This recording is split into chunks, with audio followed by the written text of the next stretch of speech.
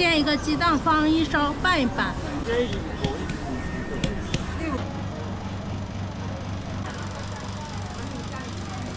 那当然了，因为我们跟俄罗斯是最近的嘛。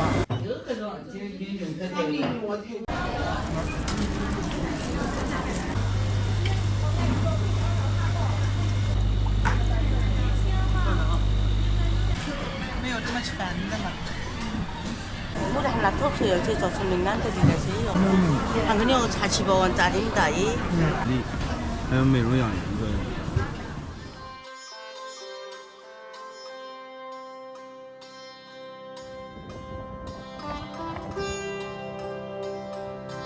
大家好呀，我是阿林。在中国东北吉林省的东部，有一片地理位置非常特殊的区域——延边朝鲜族自治州，正位于中国、朝鲜与俄罗斯的交界处。特殊的地理位置使得延边地区有着独具特色的人文风貌与民间饮食，这里的市集更是融合了东北特色与民族风味。在首府延吉市更是汇集着许多当地特色美食。在逛市集之前，先和小伙伴们分享一下中国与朝鲜和俄罗斯相邻的两座边境小城之旅。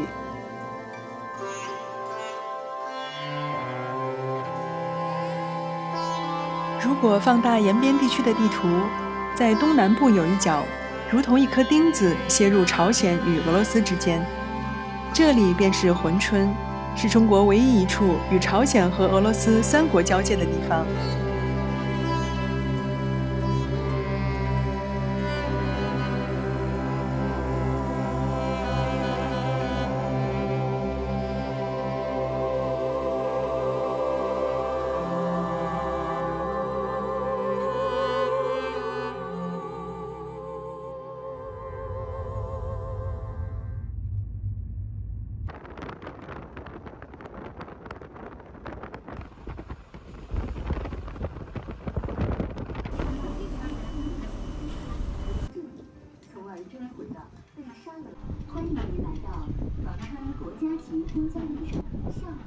视线的左侧是俄罗斯，右侧为朝鲜。这条河是图们江，它是中朝以及朝俄间的界河，最终流入日本海。远处横跨在江上的铁桥是1950年由苏联修建的图们江大桥，也是朝俄两国唯一陆路连通的地方。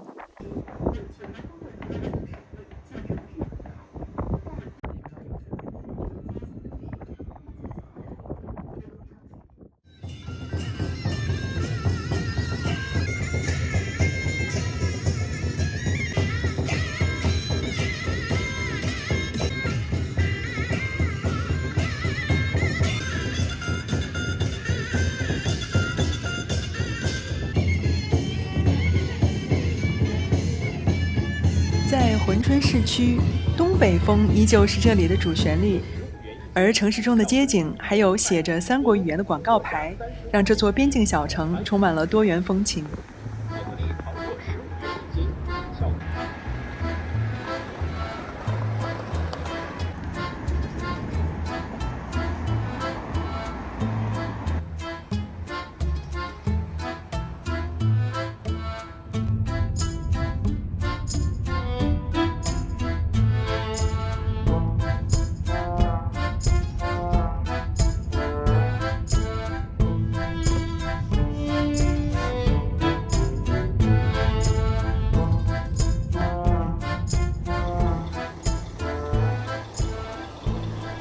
除了去到一眼望三国的景区，其实有不少人来到珲春是为了美食。珲春口岸是俄罗斯帝王蟹进入中国的主要通道，中国市场上超过85%的帝王蟹都来自这里。在珲春当地的海鲜一条街上，售卖着帝王蟹、北极贝等来自俄罗斯和朝鲜海域的水产。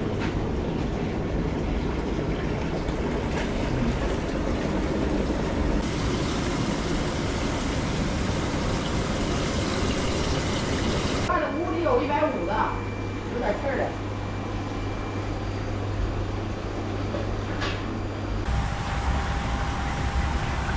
西部生这样，铲子也就是天天拿吊水那铲子兜了一把。能方也是在这边拿货吗？那当然了，全国各地基本都在我们这儿拿。哦，就中国的帝王蟹都从这儿出去的。那当然了，因为我们跟俄罗斯是最近的嘛，我们所有的东西都会比别的地方有优势。没有游客的话，基本本地人是我们这边的人还是不太爱吃海鲜，习惯就是吃点烧烤啊。朝族嘛，朝鲜族嘛，所以我们吃的东西冷面呐、这些，除了过年我们不吃，基本不习惯吃。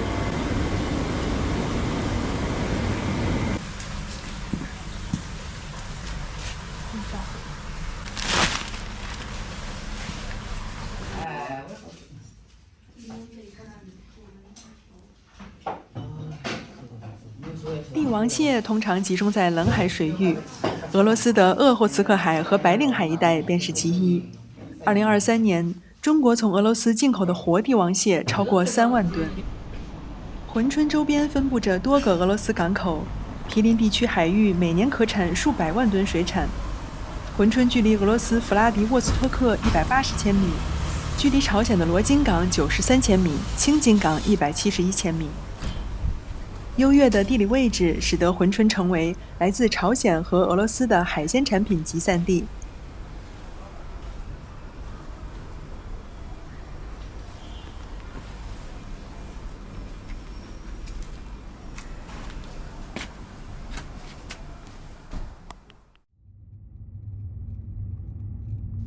从三国交界的珲春沿边境线向西，是与朝鲜仅1河之隔的图门市。正是以界河图门江命名。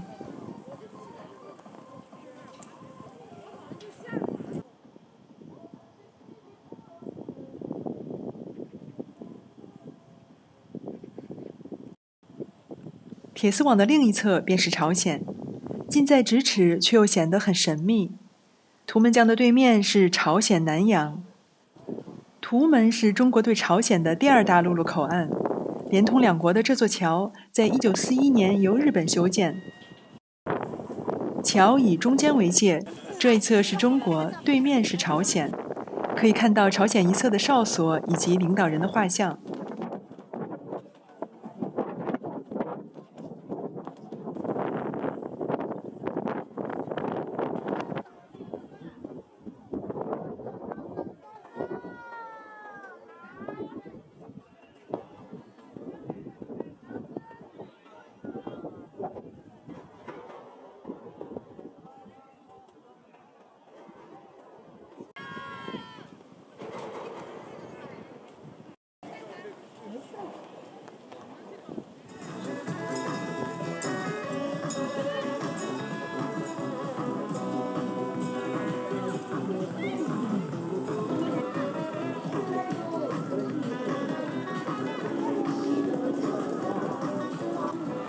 图门是延边朝鲜族自治州下辖的县级市，生活在这里的朝鲜族占总人口的1半以上，大部分人都会讲朝鲜语。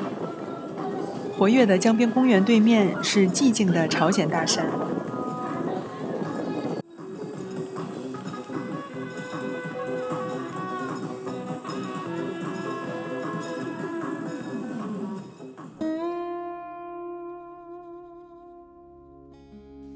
朝鲜族是中国的少数民族之一，人口有170多万，主要分布在中国东北地区。从19世纪中叶开始，有更多的朝鲜人陆续从朝鲜半岛迁入，这便是中国朝鲜族的主要来源。在延边地区的村子中，许多房屋依旧保留着朝鲜族民居低矮的特点，以及屋檐两边4角飞翘。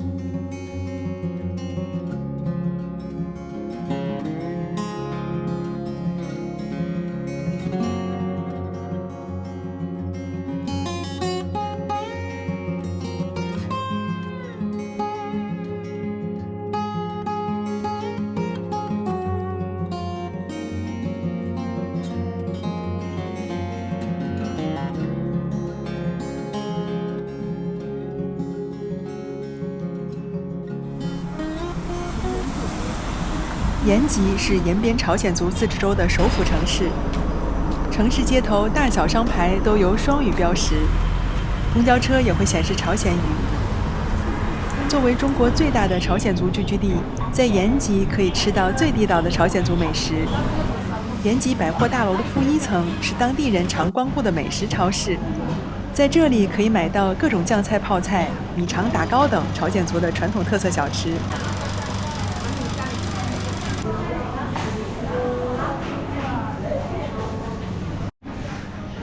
另一处规模更大的特色市场是西市场，这里是当地人日常采购的农贸市场，也是来到延吉的游客们必去的地方之一。在这里可以买到东北特产，还有延吉美食小吃。市场内售卖的食材也很有当地朝鲜族的饮食特色。西市场里有一片区域专卖朝鲜族特色小吃，这其中最有代表性的就是米糕和打糕。蒸熟的糯米放在木槽或石槽里，用木锤反复捶打，直到米粒完全被打碎，形成粘性的糕团，因此叫做打糕。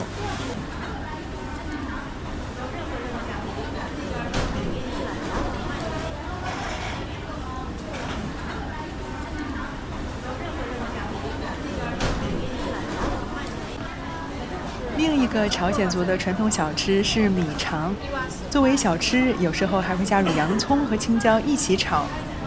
朝鲜族米肠主要原料包括大米、糯米、猪血、猪油，加入各种调味料后蒸熟，吃起来软糯咸鲜。米肠在朝鲜族饮食文化中占有重要地位，是逢年过节必备的主食。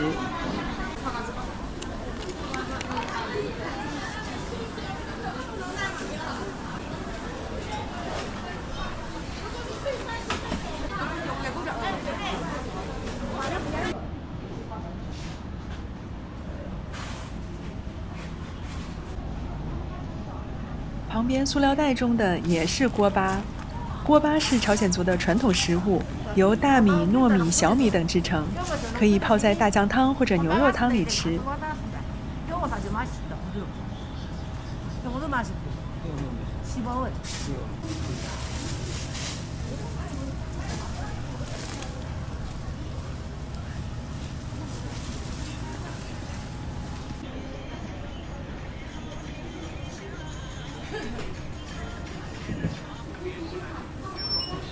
像这种就是煮粥吃的吗？这打到一起粥，煮粥差吃的。不多的。哦。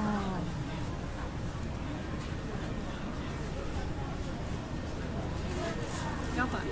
我看一看。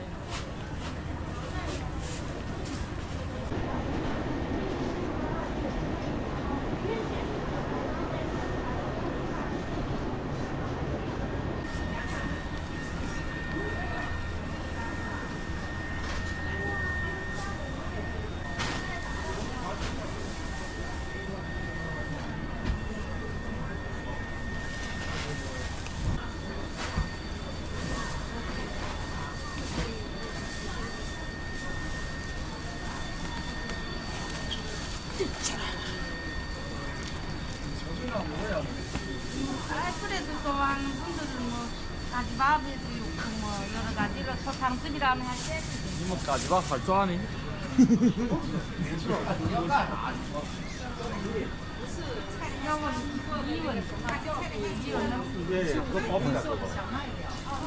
应该这样的酒你们能接受，你像这样的哈，你比如说传统的，应该你们接受不了，就是因为你们酒味儿。哎，对对对，酒味有点大。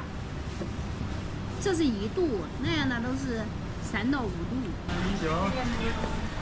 米酒是朝鲜族特色，当地人很喜欢把米酒和啤酒混合着喝。传统的朝鲜族米酒度数通常在5%到9%之间。市场上这些水果味道的米酒很好喝，冰镇后酸酸甜甜的。虽然叫做酒，其实酒精含量很低，1%左右，更像是一种微醺饮料。水果味米酒的价位每瓶在30多元。买的时候要注意一下保质期，大部分水果米酒保质期都在1个月之内。烟呢？来多钱呢？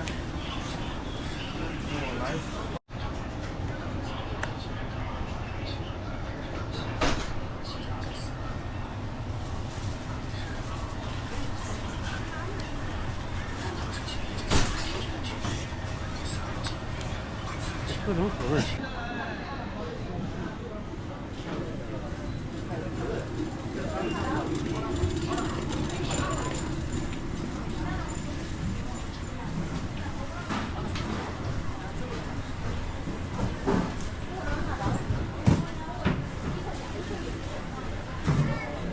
이게 있어. 작은데 이런 거. 난 더 나쁘겠어. 네, 맛이 안 나. 그냥 해물은 그냥.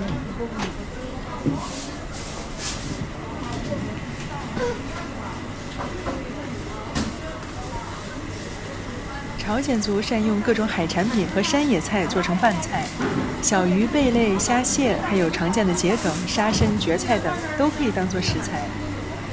在朝鲜族的日常饮食中，一般米饭为主食，搭配汤和小菜，所以小菜发展出非常多的样式，泡菜、酱菜、拌菜等等，花样丰富又好吃。桔梗、紫苏、萝卜、大白菜都是常见的制作食材。在口味上有甜有咸又有辣，当地的饭店里一般都会提供萝卜和白菜制成的泡菜，酸甜恰好，口味清淡，很好吃。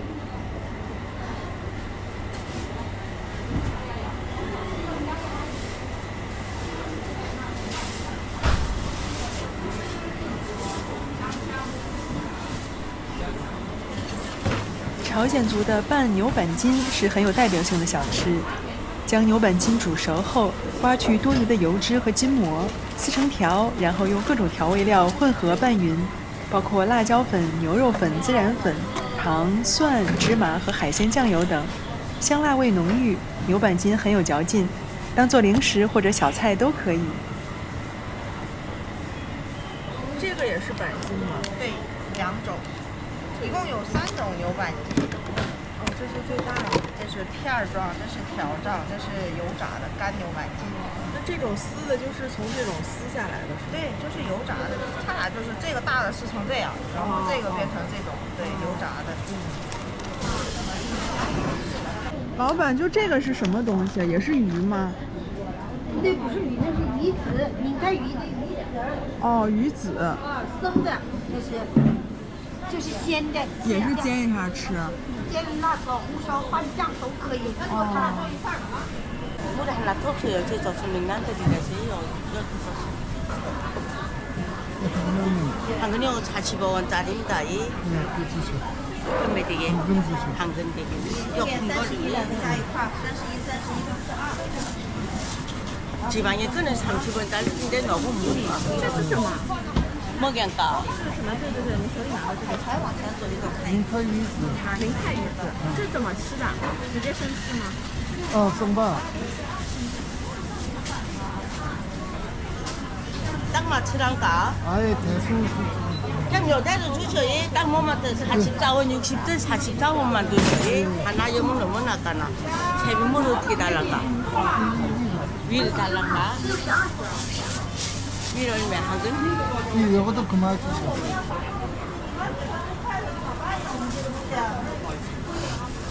위는 같이 드셔요.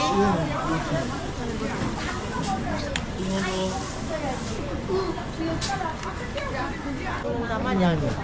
또 전주가래 생각이.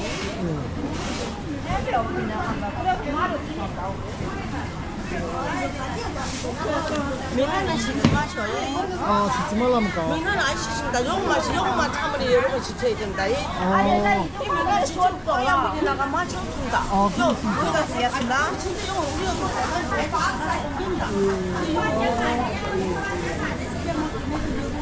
네, 뭐를 그랬습니다. 你这个鱼子鱼子吗？多少钱？鱼子45，朝鲜鱼子最好的，不是那便宜的鱼子啊。正如老板介绍的，明太鱼子可以油煎，可以红烧，可以拌酱。明太鱼是朝鲜族最常吃的鱼类。据说历史中，朝鲜族经历过一次大饥荒，依靠明太鱼度过了难关，因此这种鱼又被称为救命鱼，也使得明太鱼在朝鲜族饮食文化中占有很重要的地位。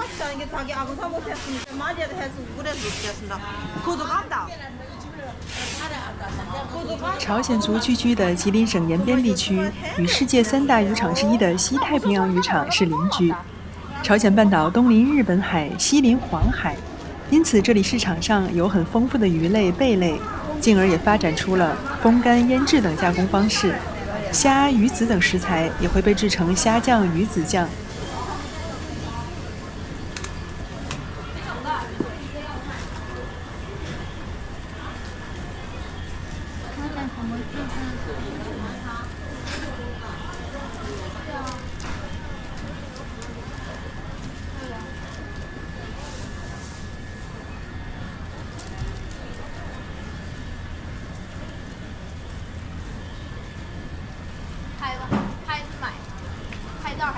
哦，我看一看。啊，拍。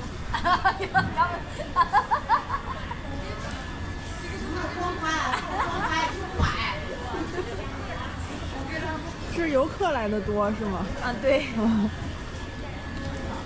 拍吧，没事儿。哦。你有啥问题问我啊。啊，谢谢。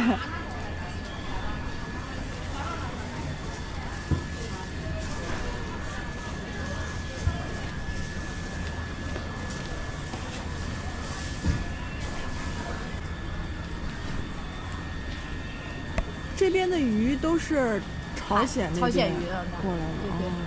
市场中这种包装好的鱼干制品很多，都是10元一袋，还有章鱼足、牛肉干，买来当小零食很不错。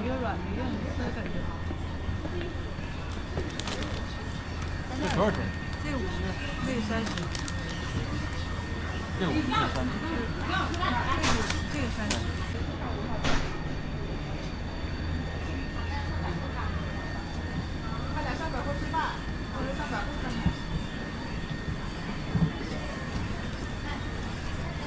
俄罗斯巧克力，奶粉燕麦参鸡汤。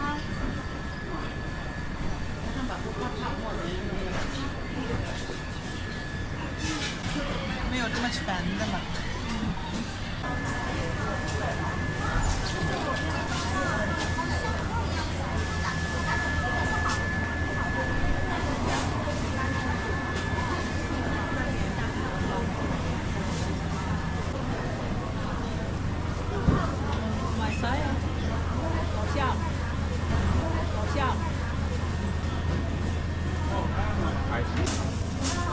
像这些都是回去炒着吃吗？那个辣椒酱抹一抹，煎着吃。哦。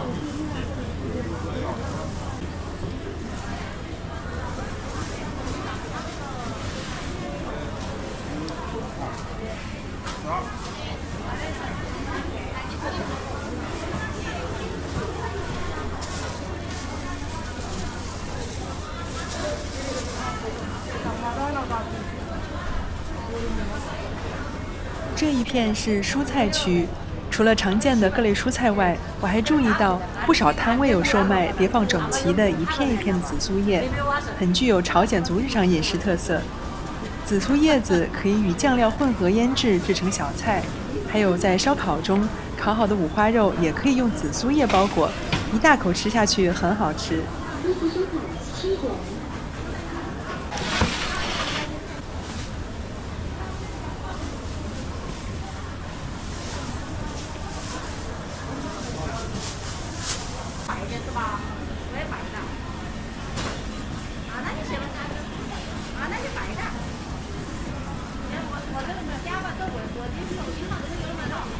大哥，这个是什么呀？刺老芽，春天的。哦。春天野菜嘛，野菜都是春天的时候有。这个是春天在山上把枝子刨下来，存1年，然后这个元旦过年的时候卖嘛。哦，这么这个时候价也好，然后那个有人也喜欢吃这个，知道吧？但是贵，这个时候贵。刺老芽是东北地区特有的一种山野菜，味道清新鲜嫩，焯水之后可以凉拌，也可以炒着吃。刺老芽炒土鸡蛋是菜单上常见的野味。这是沙参，也可以作为中药材。新鲜的沙参通常可以用来煲汤、煮糖水、煮粥等。在延边地区，沙参的烹饪方式很有当地特色，油煎或者凉拌，配上朝鲜风味的调味料。你放这个程度不行，顾客来了就走，那是。啊，这边挺试试吧。哇，我走使劲推他那个脾气是啥的，什么都给你往里放。就像你们这样不好的你就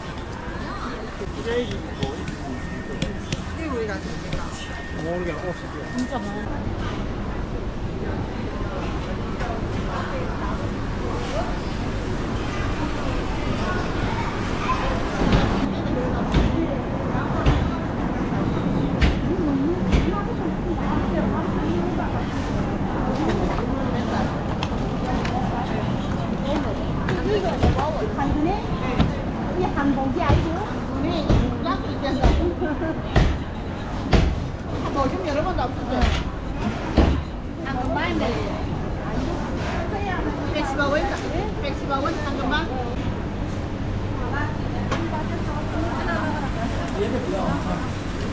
蟹、毛蟹、帝王蟹。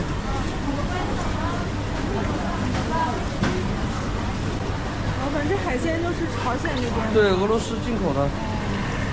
这140一斤的，85一斤的，120斤的。这个叫板蟹。蟹啊。帝王蟹260一斤的，220一斤的。就大小不同。对，它完整度，缺腿不缺腿。好大哦。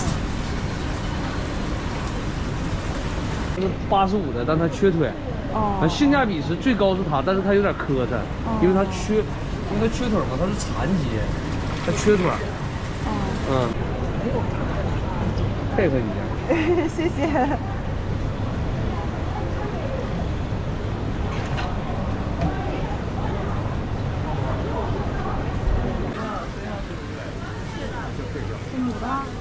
延边地区毗邻俄罗斯与朝鲜，市场上的海产品也大多从两地进口。除了帝王蟹之外，北极贝和大扇贝也很多。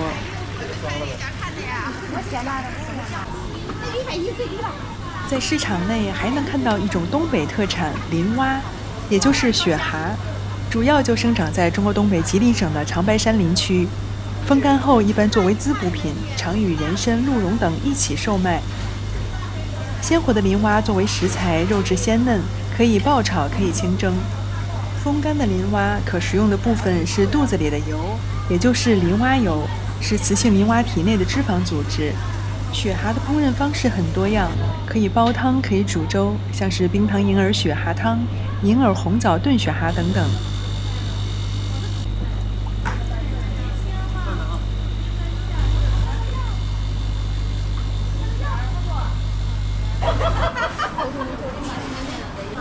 这些摊位上卖的全部都是大酱。米饭作为朝鲜族的日常主食，与之搭配的有口味非常丰富的拌饭酱。此外，还有专门做大酱汤的酱、腌制辣白菜的酱等等。早晨不愿意吃，做菜了，煎一个鸡蛋放一勺拌一拌。哎呀妈呀，那就不用炒。这个是先生们的美食，这个是美女们的美食。谢谢大姐。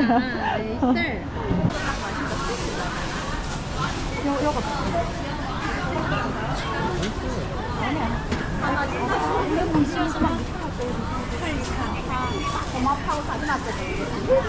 尝一下。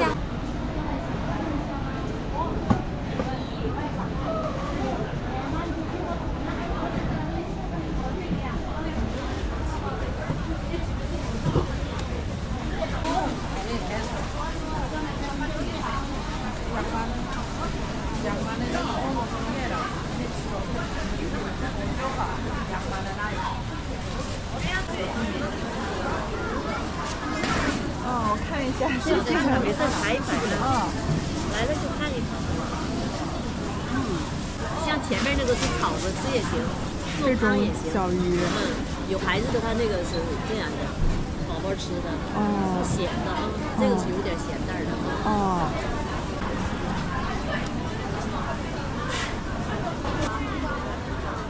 这个得用水泡发呀，剥出来那个油。然后用水泡发，它长很大。然后跟木瓜呀、大枣。木瓜炖雪蛤就是这个东西。牛奶和它一起炖。它主要就是润肺、提高免疫力，还有美容养颜作用。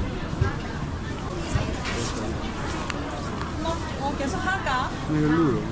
除了鹿茸之外，人参也是有名的东北特产。中国是最早应用人参的国家和地区，不过市面上真正的野生人参几乎已经绝迹了。